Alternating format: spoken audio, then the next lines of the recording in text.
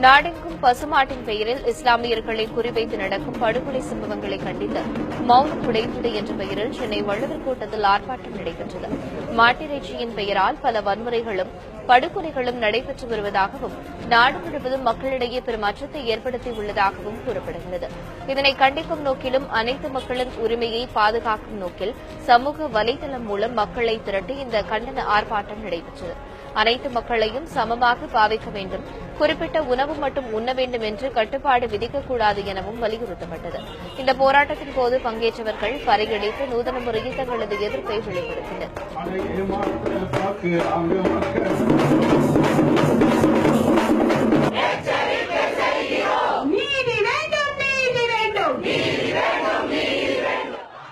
சென்னையில மக்கள் எல்லாம் இணைந்து ஒரு மிகப்பெரிய ஒரு எதிர்ப்பை தெரிவித்துக் கொண்டிருக்கிறோம். இந்த எதிர்ப்பு என்பது சென்னை மட்டுமல்ல, இந்தியா முழுவதும் பல்வேறு நகரங்களில் நடந்து கொண்டிருக்கிறது.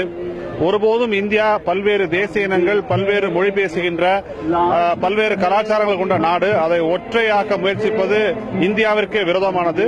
மத்திய அரசு மக்களின் எழுச்சியை பார்த்து, மக்களினுடைய எதிர்ப்பை பார்த்து நிச்சயமாக பின்வாங்கும் என்று நாங்கள் நம்புகிறோம். இந்துத்துவத்தை மட்டும் போற்றும்படியான அரசு இருக்கிறது ரொம்ப தவறான அரசு. ஸோ இந்த 4 பேரை கொன்னதுக்கு எங்களுக்கு ப்ராப்பரான ஒரு பதில் வேணும். அது மட்டும் இல்லாம இதுக்கு மேல இந்த மாதிரி மற்ற ஜாதி மக்களை கொல்றத கண்டிப்பா தடுக்கணும். இந்த போராட்டம் எதுக்குன்னா ஒரு சின்ன ஒரு பிரச்சனை தான், பட் அது ஒரு பெரிய இஷ்யூ ஆக்கிட்டு ஃபர்ஸ்ட் அந்த ஹியூமனிட்டி அப்படின்ற ஒரு சென்ஸே இல்லாம தான் இந்த நேஷனல் கவர்மெண்ட் ரன் ஆயிட்டு இருக்கு.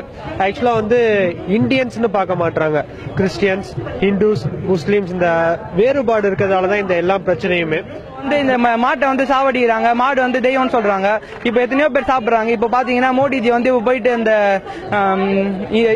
பிரசிடென்ட போயிட்டு கட்டி பிடிச்சி வந்திருக்காரு. இவரை போயிட்டு அமெரிக்கா பிரசிடென்ட இப்ப அவரு கூட தான் பீஃப் சாப்பிடுறாரு. இப்ப அவர் அவங்க பீஃப் சாப்பிட்டாங்கன்னா இப்ப அது தப்பு அப்படின்னு பண்ணாரு. இப்ப அவங்க எல்லாம் சாப்பிடலையா?